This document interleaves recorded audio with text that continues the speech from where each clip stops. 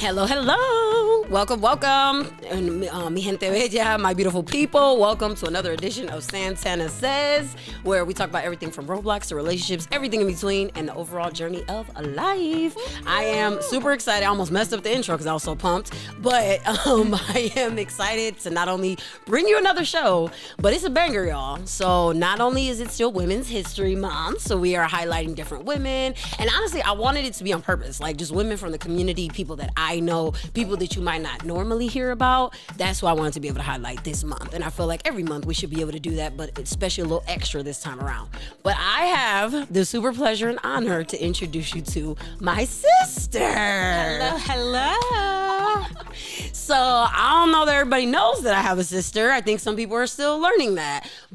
And I am also, loving the fact that I also have been learning more about, my sister, my family. This is on my dad's side. And so, this has been a tremendous new relationship that I have been able to form. I'm super, super grateful for it. And you all will definitely find out why just by getting to know her and all of that. So with that, could we, VOV, let the good people know who are you, a little bit about your journey, just who are you? Absolutely. So my name is Fiovdelisa Volanik. Yes. I am a psychiatric nurse practitioner. I'm a mom. I have two boys. My oldest is 24 and my youngest is going to be 15 here pretty soon. Growing up, I wasn't raised by my biological father, and I ended up finding out later in life that I had a sister. We didn't meet until, what was that, like 2, 3 years ago? Yeah, 2 or 3, yep. Yeah. And let me just tell you, I have never been so nervous in a bar trying to drink a margarita, letting the bartender know that I was going to meet my sister for the first time.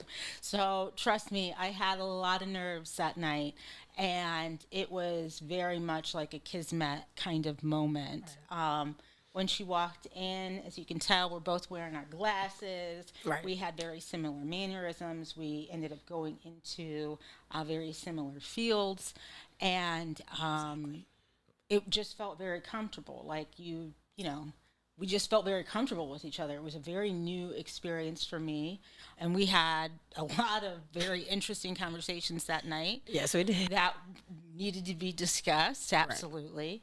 And I'm very, very grateful that she's in my life, along with my nieces at this time. So that's a little bit about you, yes. Yeah, that's a little bit about me. I live in the land. I don't know what else you want to know. Oh, no. That was more than helpful. And of course, and grounding wise, I wanted to be able to let everybody know. So if you have never, I know there might be other people out there who might have not met their siblings either, or maybe in the process of trying to reconnect with family or what have you. I can tell you, so I want to start by saying that for the longest time, I purposely would say, so there was one point in time where I also didn't have communication as you mentioned, with my biological father either. There just was one point where he wasn't in my life. And, but there also was a point where he also intentionally wasn't in my life because I wasn't seeking him out either. So I feel that for the longest time I held a lot of resentment. I was definitely very upset with how the situation went. I have since learned to let that go, and I'm so grateful that I did. I didn't realize that I was robbing myself, of an opportunity to get to know a side that I had always wanted to know about, but wasn't sure how to step into. So I just feel like the other thing is that I didn't know there was going to come with such a great gift in the form of a sister, because I always wanted a sister. And so it was just incredible to me that now I'm sitting here with you today. Oh, so absolutely. It's been, but I think you also definitely said it that what was most fascinating though, honestly, was just how much we had in common. And I've never met you, but I literally felt not only connected to you, but that we related on so many different levels. I'm sure you.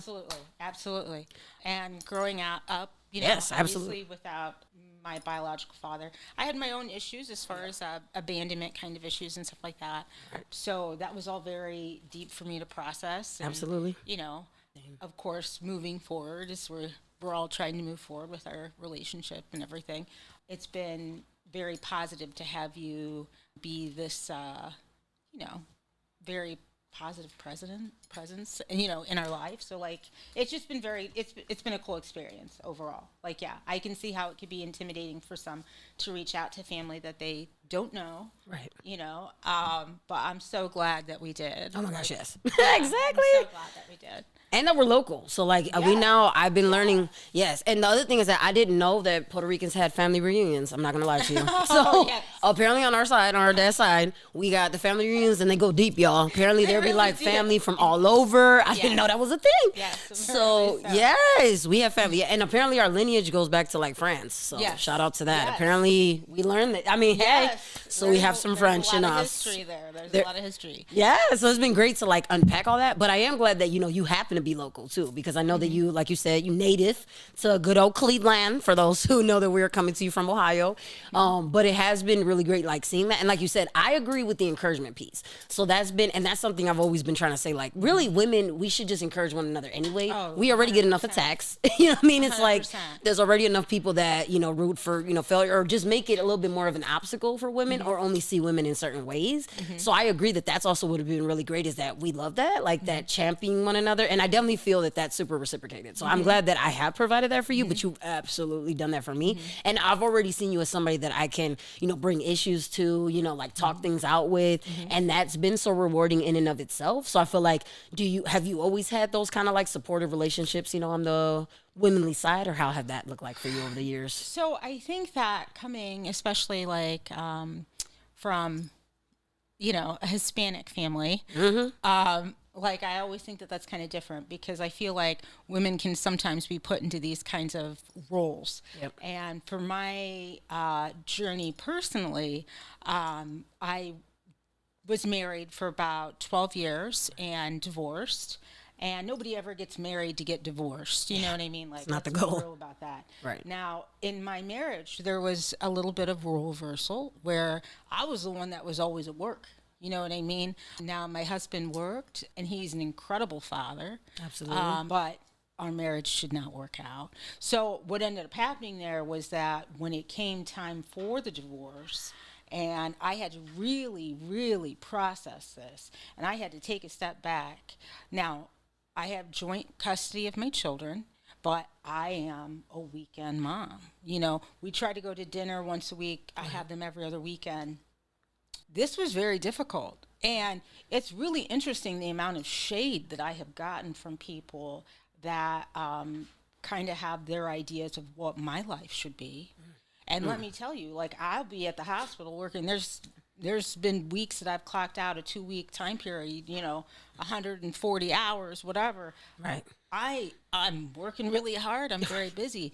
And the thing is, it does not mean that I don't love my children and they're not my focus or, anything like that. I really had to take a step back during my divorce to think about what was going to be best for them. Right. Not what was best for me, what was going to be best for them. And I did not want the divorce to completely just damage their lives. Right. So Absolutely. With that, like, we could have sold the house. They could have gone to a new school system. They could have, had to deal with making new friends on top of having to deal with the divorce. So at the time I made the decision, and, after discussing everything with my ex-husband, we made the decisions that we made. But thank God, like, our children are flourishing because of it. And I think that that's a very, important thing to bring up, because we talk about motherhood on this show. Oh, you know it. And I feel like not all motherhood is the same. And I do want to bring up my specific, story, just so that way people can get an idea of, like, okay, like, this mom obviously loves her kids, but she's not like, yes. I feel it. It's definitely a different process. But I will say, when we talk about support, I am grateful. I have always had support from my mom and my stepdad, who raised me, my brother, and this is kind of wild and crazy because I'll always say, we can agree to disagree. My brother is like a hardcore Republican. Like, I'm talking like Tucker Carlson kind of crazy. So, okay. But lift him up. Yes. But let me just tell you, despite our differences, absolutely, I know that my brother, I can come to him with certain things, and he's always gonna, lift me up and provide me with that kind of support, because we like to keep it climbing. You know what I mean? Yeah, exactly. That's where I feel that.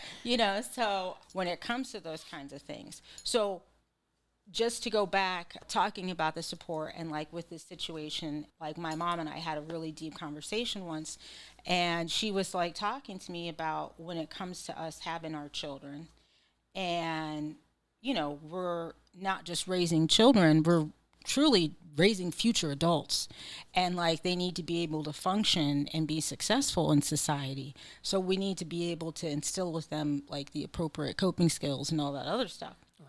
But the other thing that she told me that really struck a chord in me was that she was like, you need to be able to still maintain your own identity as a mother. She's like, the time that we have with our children living in our homes is like fleeting. Right. She's like, so you don't want to lose yourself. So I'm always like, what kind of books you reading? What kind of movies are you watching? Exactly. What are you into right now? Because it's important for us not to lose ourselves as we are mothering. So, oh yeah, absolutely. sure. Ooh, and not only do I appreciate, everything that you shared too, but in the process, even though it's a Women's History Month episode, I do want to shout out like two things that you mentioned. So definitely fathers, like they deserve their flowers, especially in this case, the ones, because I know that there's, other ones that are not unique to your situation and that are willing to step into that role. We have some in our own family who have been willing to take on that role of, caring for the children more than just part-time. And that's not a little thing. So, we definitely want to shout out all men who have stepped inside, or just any fathers, period. Again, whatever that looks like. Because for some of them, they are the biological parents. Some of them are bonus dads who have stepped into that role and did it like marvelously. So it's just, I definitely want to shout that out. But you also shouted out your brother, and I don't think I get a chance to shout out my brother enough. So I also want to shout out my brother. Hey, because, he's also been, and I agree. I think I've also not always agreed with him on everything and all the things we've done, but I've never, ever questioned whether or not he loved me, or he supported me. And the boy almost delivered me, to be honest. So that's also an incredible part of our story. He's like 15 years older than me, but he was there, like he almost delivered me at the house. My mom was going into labor. So like that relationship goes way back, literally, to diapers, obviously, because he was there from the beginning.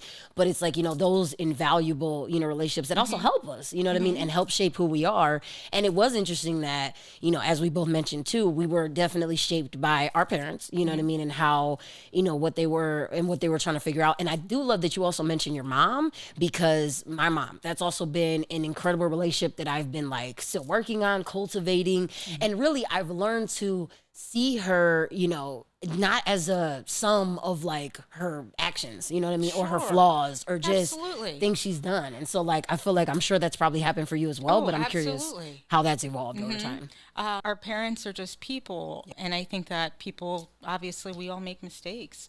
There's no like guidebook for life. Nope. I mean, I think that has been one of the best parts as I've continued to age, is the relationship that I've had with my parents, especially with my oldest. My oldest is severely mentally handicapped. I am his guardian. I had him when I was a teenager. So let me tell you, going through nursing school, going to grad school, like it legitimately took a village. Right. And I'm very grateful for all the support that I got, from my family during that time period, like truly. As women, I know that we can be very hard on ourselves for a lot of things. Amen. And I know that we can talk ourselves out of certain things. We can put glass ceilings on ourselves and what we're capable of. So I'm very grateful that I did have such an encouraging support system. Definitely that part. And I think that we can't say that enough, right, to fellow women. It's just that, we do. Sometimes I think we definitely sell ourselves short. And I definitely want to, admit that even as somebody that's sitting here, like talking to y'all, that doesn't mean that I don't doubt myself. That's the whole point of why it took me a while to even get out of my own shell to be able to do things even of this nature, and do that. Is incredible. Like, I mean, I appreciate it. I'm trying, what I'm saying? I'm trying, figuring it out, flying. But it's like that doubt piece. You definitely, I feel like we do that. And unless we have people like encouraging us, it's so easy to think that nope, we don't deserve certain things, that we're not gonna be able to accomplish certain things, and that we're not allowed to occupy certain spaces. Like, and I think it's awesome that you challenge that notion. Like, it doesn't have to be, like you said, womanhood doesn't have to look a certain way. Neither does motherhood. Like, why is it that society only puts it like in a certain box, and that's the only way it is, and then if you are outside of that and you challenge that, then you're not allowed to be like celebrated for that. Like, I'm don't feel like it should be that way, but I'm glad that, you're bringing light to that and that it should. For sure. Oh, for sure. Because I do think that times are changing. Yep. You know what I mean? Absolutely. Roles are changing. And, we got to work. Like, right. I know. At the end of the day, bills got to get paid. We got to work. We right. got to work. But at the same time, I'm also really trying to encourage and challenge all of our children to have that kind of thought, like, to be successful, what do I need to do?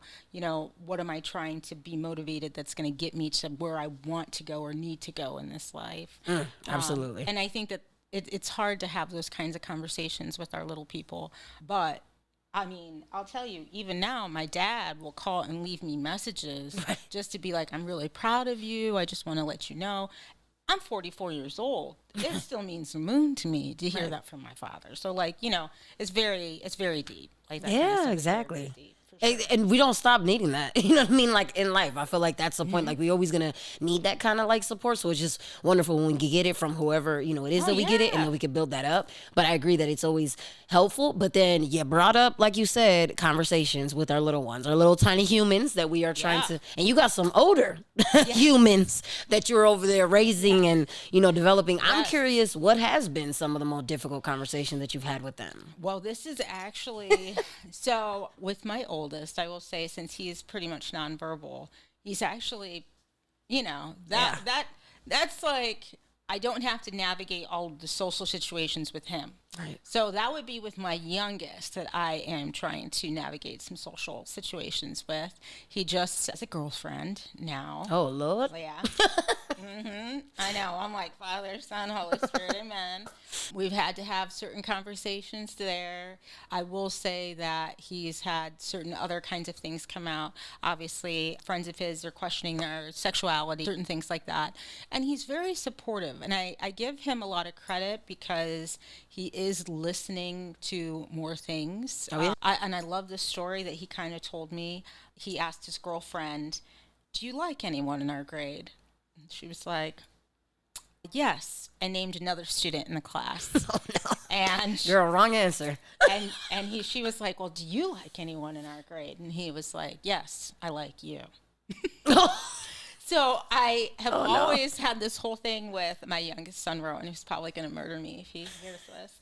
But we talk about practicing communication and not playing games. Like, we're not here to play games, We have to come from a positive headspace, and we're not trying to. We never know what other people are going through. Nope. So say what you mean, say what you need. Right. You know what I mean? And the worst thing someone's going to say is no, or they don't reciprocate, or what have you.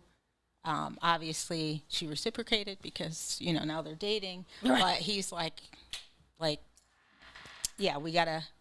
He's a straight shooter, that one. So I'm like, exactly.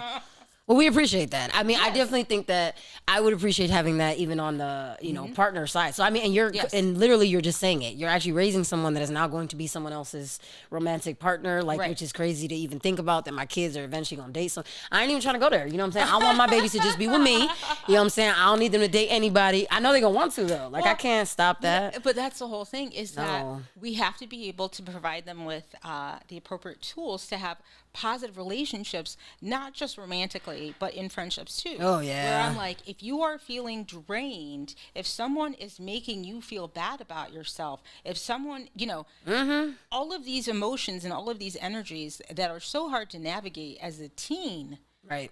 As a child, I mean, you want to make sure that they have the ability to be like, okay, if this friendship is making me feel bad, if this relationship is making me feel bad, like, this, how is this serving me? How is this making me better? If it's not, then Right. We got to be able to cut that. See, and I appreciate that because that's been an interesting. So I love the communication piece, right? Mm-hmm. And so then, and I've been trying to help my oldest daughter with the assertive communication because this girl told me that, there have been conversations coming up about identity and about sexuality, mm-hmm. which, again, mind boggles me because this is a fourth grader, though. I can understand, older, nah, we just need to make mm-hmm. it clear she's in fourth grade. But she was telling me, though, that she would go back and let them know, because because we had conversations about where she is with her identity, and then she let me know she went back, and unfortunately some of them were like, well, I mean, yeah, I get that that's what you're saying and that that's how you feel you are, but you're actually missing out. Like, you're not understanding that actually it would be great if you question. I'm like, excuse me? I know we not, so hold on, not just peer pressure, but y'all putting it on thick like that? Like, so it's incredible to me that she's even having those kind of influences, but that she's even having to defend herself that much, up against all of the different things that are happening. So I just think it's incredible the things that our children are even exposed to or have to deal with. Absolutely. But I do love like equipping them with those tools for sure. I mean, I do think that that's really the only way that we can kind of protect them is to really, give them that good, like, know who you are, like, feel it. If it feels wrong, if it you don't feel comfortable with something, like, it's okay. Yep. Like, identify these feelings and then move from there. And if you ever need support, like, obviously we're there to support, you know. And I know usually we're like, oh my gosh, underneath it all. But, obviously we want to be able to provide that continued support for whatever kind of, issues that they're going through. But I can't even imagine fourth grade. Like, I mean, come on now. Like, that's what I'm saying. With that. That's pretty wild. And that, exactly. But I love what you're saying too about the protection piece, because I feel like that's also what motivates it though, is that like we want to be able to, do that. But at the end of the day, like that balance of just also letting them live their lives, and because they're going to be individuals and they got to figure things out for themselves. We did, know, and I think that I also love that we weren't afraid. We both had another thing that we have in common too is the marriage piece. You know what I mean? So at one point we were married to, someone else, and unfortunately it just didn't, for whatever reasons it didn't work out. It didn't. And we had to not be afraid to also start over, even in the midst of having kids. And so I think that that's also a big thing. And I know that some people feel like they have not given themselves permission to do that. You have permission. Like, I know that society would say that, work it out. I know you may be even telling yourself, I really want to work it out because we have children together and because I would love to maintain this unit. But if it's not working, you know what I mean, and all that, you got to be able to allow yourself that space to do that. You know what I mean? And not beat yourself up for doing that either, because whatever decision you have to make in your family. Oh, I 100% agree. I think that if you're coming to a place where you're like, okay, we're going to divorce. Yep. I think that it's very, very important, and it's very hard to have two parents that are able to do that, but to take that step back and think, okay, what's going to be best for our children during this process? What can we do that's going to make this the least damaging as possible? For about 2 years, I'd say, I worked in pediatric psychiatry, and it was very sad, the amount of parents that I would have come in, and it was really about them, and it wasn't about the child that we needed to help.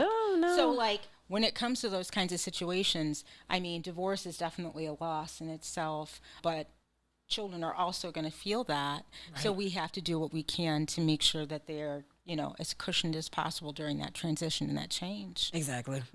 Yeah. But I will say, at this point, my relationship with my children, this is the best our relationship has ever been. And I'm so appreciative of the time that we do have. And maybe I don't get to have but I do have quality when I have my time with them. So I am appreciative for that. Yeah, absolutely. For sure. Definitely. And then that was interesting that you even got a chance to mention that, because I think that, the work you do is also incredible, and so like, you. I mean, it ain't, I'm so glad that, and that was what, like we said, that was another commonality, y'all. Like, again, if y'all been keeping track, there's a lot of things that we have in common.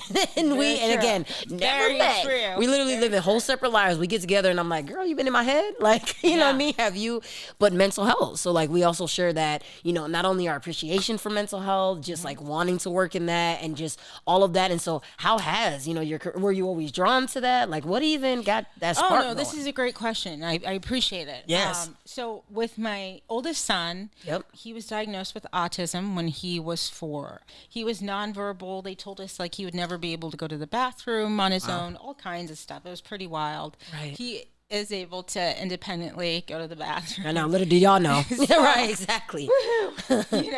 But he's obviously, he's our special big little man. But when it all started, we came to a place when he was around 14. And I will say, like, with boys around the ages of, like, I'd say, like, 12 to, like, 15, they'll go through, it almost reminds me of like when you're pregnant and you go from like 0 to 100 with like emotions and you're like crying. Yep. They'll do that with anger. But it's really just puberty. Right. Like that's all it is. It's their surge of hormones. So, anywho, we ended up having to start him on medications when he was around 14. And that was a huge decision for us. And when we started putting him on medications, I had to learn everything that I could about all of the medications that he was on.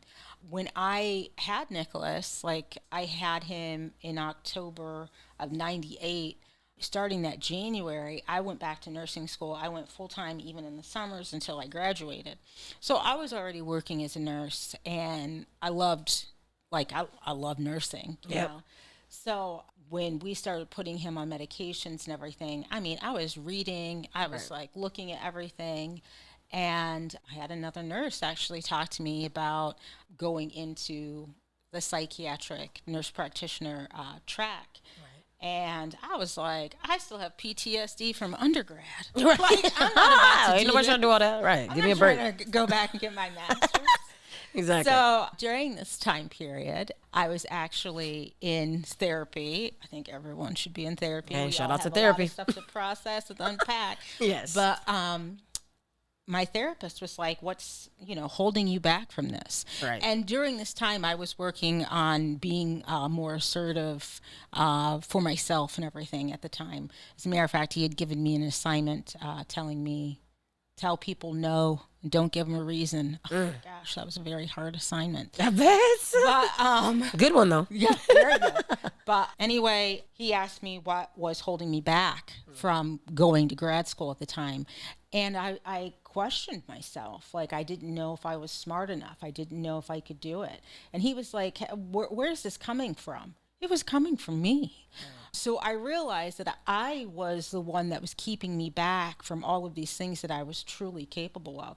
So I went and, that's how it started. So really, I just felt like I could be a resource for other parents that are struggling with either autism or children that have certain situations or needs going on during that time period. Right. And obviously with me getting guardianship of Nikki, that was a whole other, difficult can of worms that we had to go through and do after he turned 18, So those were all things. And then after 2 years of working with pediatrics, I ended up going into working with the adult population, and now I work in the psychiatric urgent care at St. Vincent, and we deal with difficult population, a lot of chronic homelessness, a lot of forensic cases, stuff like that. Never a dull moment, I will say that for sure. Right. So how did I get here? You know what I mean? Yeah, absolutely. I definitely feel like I try to make as much of a difference as I possibly can. Right. If I help one person, then I've done enough, right? Yeah, definitely. Sure. It matters. Like, it does matter. Right. And I feel like your work you do is very inspiring as well. So it's like, I'm just like, it is very wild. Yeah. Us meeting and then having these kinds of things like this. So. Right. Exactly. And I'm still, like, I think I'd still grapple with it every time. You know what I mean? And I'm still, like, processing, but in the best way. You know what I mean? And again, and also I feel like I never even said the name, but shout out to the Alisea family, by the way, because that's our lineage. But like, and shout out to our father, really, because, I'm glad that you gifted us with this, and that, like, even with everything that's happened, that now we have this. But I agree. I think that it's a lot of that, but the mental health piece of it, that not only that we are able to do that with others, but that, like you said, being able to receive it. So I definitely have been in therapy also.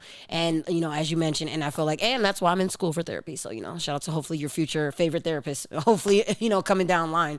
But I definitely think it's necessary, because as you mentioned there, when you are trying to process a lot of different things, it can be overwhelming, you know what I mean? Absolutely. And so like, yeah, it's not wrong for you to want to get, as we already said, we want to give our kids tools and resources. Mm-hmm. What's so wrong with us also getting them, and I feel absolutely. Oh, Yeah. absolutely. I don't know that we can get that enough, you know? And so I love that you said that as a mental health professional, that you've gotten it, you know what I mean? And that I think there also grows our own appreciation for it. And that clearly we're, you know, practicing what we preach because we've been able to do that also. And I just think, like you said, no one's immune. Like, it's not like we couldn't all benefit from it in some way, but just because of that different perspective that it gives you too, you know what I mean? Absolutely. Step outside yourself. Right.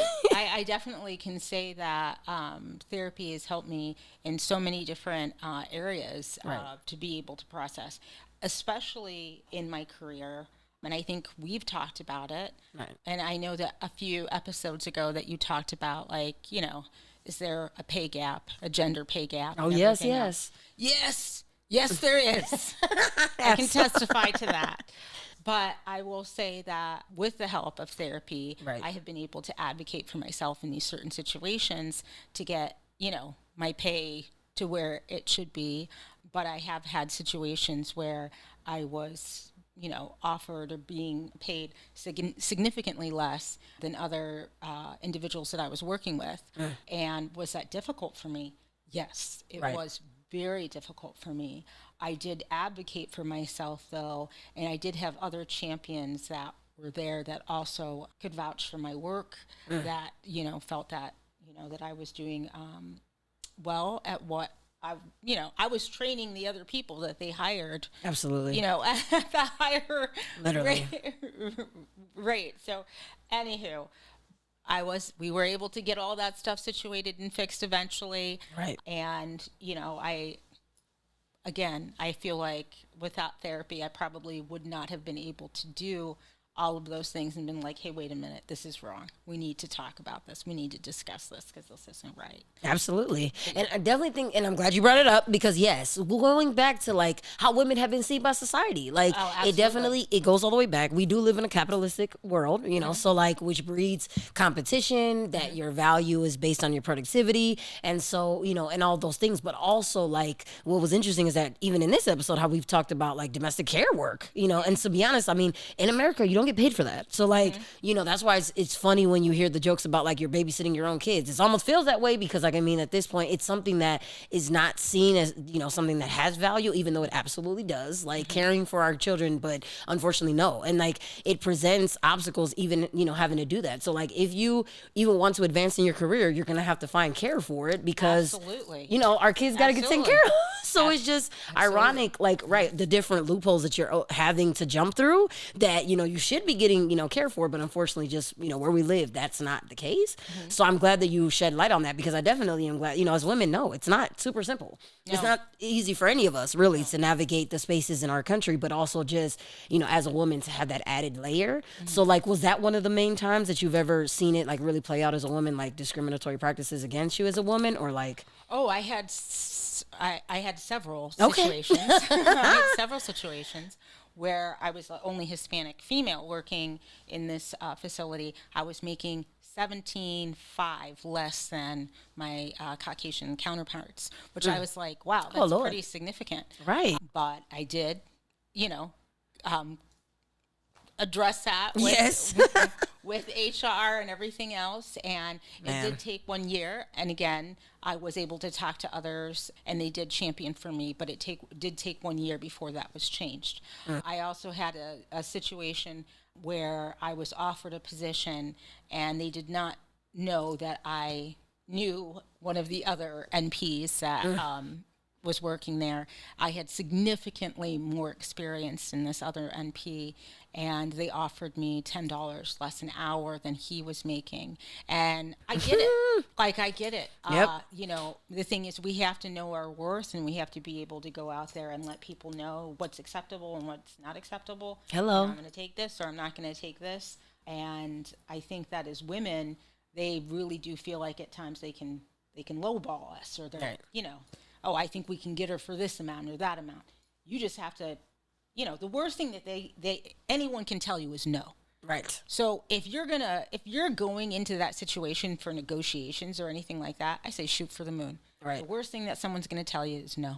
Yes. And no, it's not going to kill you. No, you it's know not. What I mean? No, it's not. I love talking about healthy rejection because, you know, you never know what's going to happen.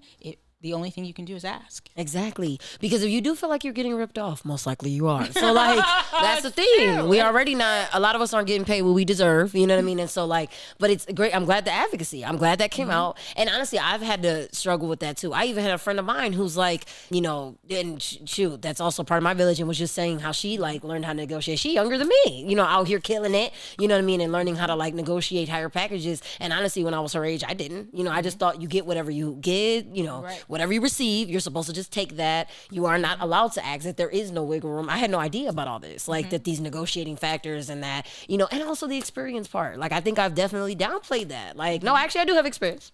I kind of happen to know what I'm talking about, but also I've been in this field long enough. Like, I've been doing these things, but also like that opportunity is there. And if you really want me or value as me an employee, you'll act accordingly. But I think it's like incredible that you just shed light and gave us a real life example of how, no, sometimes women really are lowballed. Like, that's incredible that we live in a world, but no, that's still happening. And so that's why it's like, yes, we may have had things like in the 70s, right, where that typical like women, you know, in the house cooking, like, you know, we see it go like that. And obviously we've challenged that in many ways, but it's also incredible that now that women are in the workforce, they're doing things, but they're still not always getting the treatment that they deserve, to be quite honest. And in the process, our society doesn't help that when they also fuel those thoughts that you should think less of yourself, or that, you know, you aren't bomb. You bomb out here, women, you know what I'm saying? Like, yes, you are. You know, you deserve all the things and all the happy things too. Yes. You know what I mean? And so, like, I think that's also obviously been a journey for us too, is that, yeah, like with, you know, professionally, but also personally, you know what I mean? I'm still trying to chase happiness. What is that thing? What is that elusive thing? You know what I mean? And what does it look like? And honestly, you've been a great source of happiness for me. Oh, well, thank you. So Same yes, here. yes. Same here. Yes. And it's just like cultivating that, you know? So like, how have you also been like, you know, just focusing on the pieces, like, you know, what money can buy and what it can't? Well, I think, and I really appreciated your episode when you discussed gratitude and practicing gratitude. So regardless of money, less money, Right. more money, you know. Yeah, really. I really try to practice gratitude myself. There you go. I really feel like the only way that you can really cultivate happiness is by really appreciating the positive things in your life, whether that's your health, whether that's your family, whether that's like, wow, my sheets feel really great this morning. Yo, you know yes. what I mean? Come on now. This meal is delicious. You know, whatever that is, you enjoy those moments, and that way you can reflect on these positive things that you have in your life, and it really does bring out this graciousness, this gratitude, this form of happiness. And I do think that that is a very positive way to practice being happy. Oh my gosh, exactly. And I love that you said it's not always big things. Sometimes it is a small thing. I do remember one time my heat stopped working in the middle of the winter, and I was like, oh my gosh, see what I'm saying? I haven't even been realizing how grateful I am for just heat. Oh my God, I'm cold as hell. I'm so cold. So Somebody, like, what we gonna do now? true. Like, turn on the oven. Yes. And so, like, yeah, just those small comforts. Yes. But I agree that it challenges your perspective. The minute you give yourselves that chance, y'all, to just do that, you know, you do. You open up a whole new world. And, like, you know, it is truly the same world, but you're seeing it with different eyes. You know what I mean? And so, like, yeah, and it does give you that. Absolutely. I 100% agree. As a matter of fact, you don't even realize when you start practicing gratitude, you don't even realize until something happens and you're like, oh, that's funny. I sadly had my car broken into. This is a couple years ago. Lord, hey, what happened? And In there. my significant other, he was like, oh my gosh, your car got broken into. And I was like, I'm so glad they didn't break the windows. And he was like, what? Right. What in the hell? And I was just like very like happy that, you know, they didn't. Thank God. I'm just saying. There's a silver lining. Yeah, Yes. they broke into the car, but like, you know, they didn't break anything. I was like real happy about that. He was But like, it's true. I would have been as well, because that was actually the opposite experience for me. I was mad that they did break it. I'm like, damn, really, y'all? Come on now. You couldn't get in another way? Come on. So, yes, I agree. But, yes. yeah, absolutely. Because, and I do love it because the obstacles are going to come. You know what I mean? So like we know that now, are we going to be without difficult situations? No. You know what I mean? Are we going to not be challenged in our life? Absolutely not. But it's just like giving us ourselves that chance and that space to be able to, like, when it does come, right, that it doesn't overpower us or it doesn't overtake us. You know what I mean? And that we could do that. So yeah, I'm very glad that it does that. But I also just wanted to say, and make sure that you also get people that like support your craft. I also love that you keep mentioning the episodes. Y'all see what I'm saying? Like, this my sis, and she can let y'all know about all the episodes. So she clearly a supporter, like, in life. But I mean, it has been dope, and honestly, that is what meant the world to me. So when I was telling y'all, like, I just love the feedback I've already getting. Shout out to anybody that listens. This is what I mean, though. It has been incredible. Like, when I go and I step foot in your house, and you mentioned the episode that I did, like, girl, thank you. You know what I mean? That you took the time. You know what I mean? Like, you could have not. Like, you could have just said, you know, like, good job on that endeavor. But for you to really tap in, I can, like, bounce ideas off of you. Like, it's not, you don't put a price tag on that kind of support level. You know what I mean? And you didn't have to, but it's just who you are. Yes. Like, I'm so proud of you for doing this. I think that it's absolutely incredible. You never cease to amaze. And I'm just like, I have to give you so much credit. My nieces are the most beautiful girls. My sister is just so incredible. We keep it climbing. Yeah, we gonna keep it climbing. Y'all keep hearing that. We about to put that on the shirt, y'all. Exactly, definitely, and that's what I feel as well. You know, so I just definitely think, like, it's just great, and that's what y'all need to have. You know what I mean? Just people in your life, because I feel equally as inspired. I mean, I definitely do, and I just think it's great to. I can't have that enough. You know what I mean? Just people like inspiring me, challenging me, like, you supporting me, but then also like, and that we can do that with other people more. You know what I mean? Because it's already not that easy to do it. You know, and I know you alluded to it a little bit, but just I'm sure in your job it's been very taxing. And so, like, probably shout out to all the nurses, anybody in the medical field, but let alone nurses, nurse practitioners at that, you know what I mean? And even what does that look like? I know some people may not know the distinction between that, but I know that, you know, what does it mean that you, with your added layer of being a nurse practitioner? So with being a nurse practitioner, our role, we're able to evaluate, diagnose, prescribe medication. So like I have a DEA number and stuff like that. Okay. I'm able to do most things a physician can do. Right. I just get paid like a third of what they do. Okay. Typically what happens. Hey, pretty much. Now, they do have another layer of responsibility, whether that's like accepting patients at hospitals or they have the power to probate to courts for a patient to be forced to take medications and stuff like that. Right. It's difficult, though, because sadly, we're just not like... We're not making as many doctors as we used to. Yeah. So people are not going into the medical field like they used to. Yep. And even for nursing right now, the shortage has been so bad. I think they're projecting this nursing shortage to be through 2040. But for some reason, like, everyone's like being NPs are like on the upswing right now. Okay. Like, yes, I went to school for like 8 years, I think, total for my education and everything like that. So it was very hard, but I'm very lucky that I was able to do it. And I'm not going to say I'm not proud of myself, because you better. Exactly. Toot that horn real quick. Yes, because and it wasn't a small feat to do, but I'm glad that, like, in the process now you're able to do all of these great things, and you went from thinking you couldn't even do it, and look at you now. You know what I mean? So, like, isn't that exactly great? And that's the thing. I do want to touch on that too, is that I feel like there have been so many different odd situations where you will meet people, like, your whole life people are going to tell you what you're not capable of. Yep. And that's something that I have, you know, talked with, you know, my kids and stuff about, but people are always going to hate. People are always going to tell you, you can't do this, you can't do that. It all stems, I do believe, from a place of jealousy. You know what I mean? Yeah. Negativity.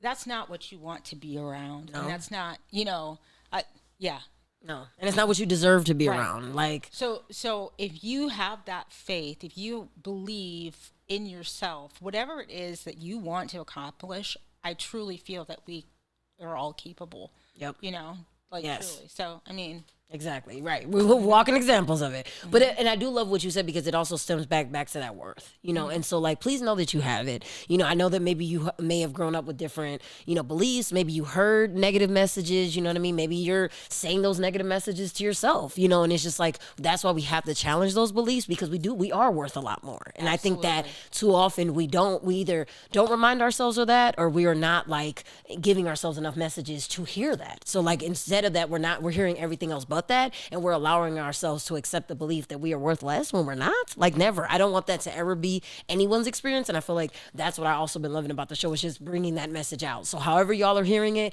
that's what I want you to hear the loudest, is about that. And that please challenge any notion that says otherwise, because you are worth so much more. Oh, absolutely. Absolutely. And so definitely.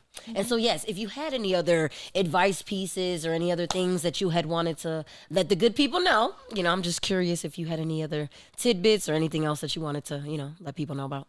Well, actually, for St. Vincent, where I currently am, we do have a 24-hour urgent care, psychiatric urgent care. Okay. I know that it can be a long wait to get into a psychiatrist currently or anything like that.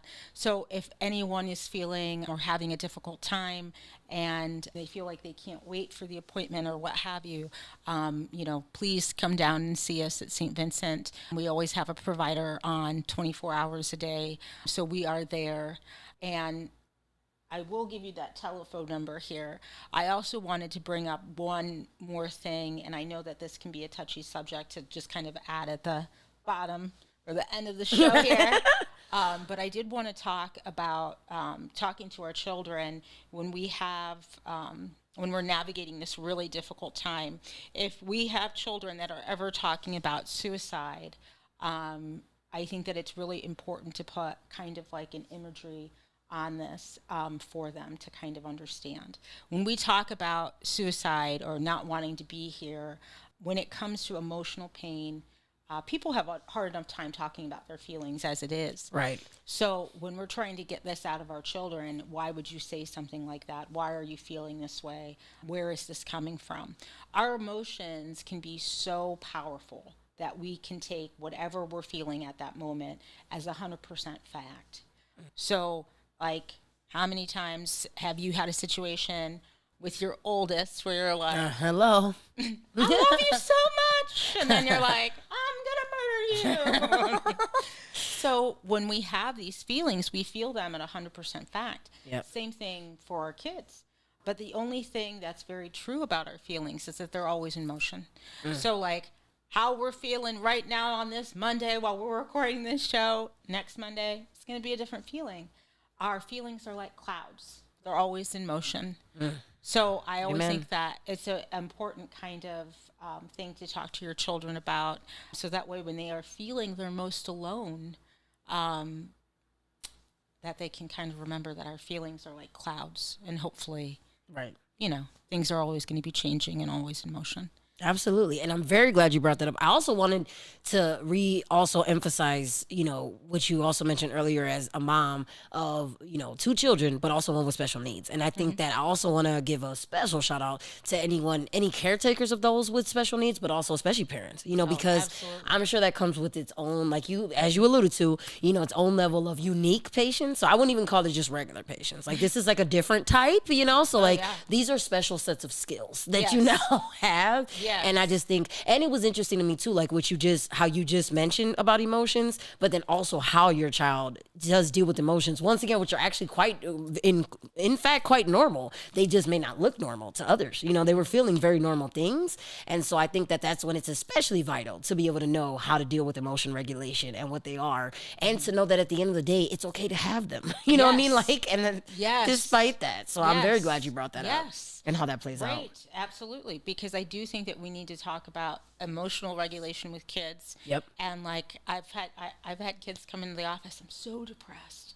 When did this depression start? Right. At lunchtime today. Well, that's not really depression. It's not how that works. Yeah. You're just having a bad afternoon. Yes. But let's talk about it and let's find out what's going on. So it is very interesting, but being able to pull that out and discuss it. I also recommend, if parents are trying to find out what's going on with their kids, to have that conversation later in the evening, not right after they come home from school, because usually you're like, oh, how's your day? And they're like, fine, great, talk to you later, get homework, got this, do exactly. this. So just give them some time, and then that's when you kind of ask. And you want to ask different kinds of questions, like, who did you eat lunch with today? Right. What are you learning about? Who did you sit next to? What did you guys talk about? You know what I mean? And then you'll start hearing more and more things coming out. So that way you can kind of have more of an idea of what's going on in their day to day. Oh, I absolutely agree. Because that's what I've learned too. It's just those other pieces, and then which may seem like the smaller pieces, but then you end up learning about greater things in the process. So I feel like that is super, super vital. And I think what was great about, speaking of tools and toolbox and equipping them with resources, you even mentioned like the fact that when they come in and they said depression, but really it was more like an emotion, like equipping them with the proper language. Because the thing is, though, they do hear the word depression a lot. They do hear anxiety, or like, oh, that's your OCD acting up. When actually it's not OCD. Some people really are dealing with OCD, and no, it doesn't look like some little quick thing that they do. No, it's actually a debilitating thing that they have to deal with all the time. So us just casually throwing around these words and these mental disorders, when for some people that's a real reality, is something that we also need to educate people on. Oh, absolutely. So, I absolutely agree. Yes. So so we can't do that enough, And so like I'm very glad you brought that up. And so again, like I definitely think that with mental health, there's just so much there to explore, to be able to do, and we can do it, both in our professional worlds, but I also love, like you said, how we can just do that at home, and what it could even look like, and make sure that we don't miss those opportunities to tap in to the things that are going on with our children. Yeah, absolutely. So, absolutely. Great. So I'm going to shout out St. Vincent Let's one more time. Let's do it. It's an urgent care for 18 and older. Yep. If anyone is needing services, area code 216-363-2538. Look at that. Y'all heard that. Bam. So yes. And if if there's anybody that like related to anything that you talked about, if they want to reach out, should they also just call the hospital? Should they reach out to me? Oh, they could do either. Okay. Great. So yes, they could do that. All right, y'all heard it. Because in case y'all resonated with anything, but as always, we not only appreciate you. Thank you so much, sis. Thank you. Coming on the shizzle. Yes. We are super, super excited. And like we said, we just want to give a special, shout out to all women this month, but also shout out to anyone. You know what I mean? That's listening, that's supporting. It always, as y'all can see, it means the world to me. But it definitely, like in general, I'm just glad that we're all having these conversations. So if any of this resonated with you, thank you. That's why we made it. You know what I mean? We just want you to know that you're in community. That you got some fellow people up here that's going through a lot of similar things, and that we can do this together, and so let's keep doing that. So if you all have any ideas, things y'all want to see in the future, like I said, please always feel encouraged to reach out. Facebook, I'm on Facebook and Instagram with the Santana Says. Like you should be able to find it everywhere, but on Instagram it has a underscore at the end of it. So Santana Says with 1 underscore. Facebook, we got a page if you want to connect there. Wherever you want to go, find me, hit me up, because I would love to like connect more with you and learn more from the people that are listening. So thank you for tuning in today, every time, and also check in every other Friday, because we're gonna do it again and bring you something else. Thank you.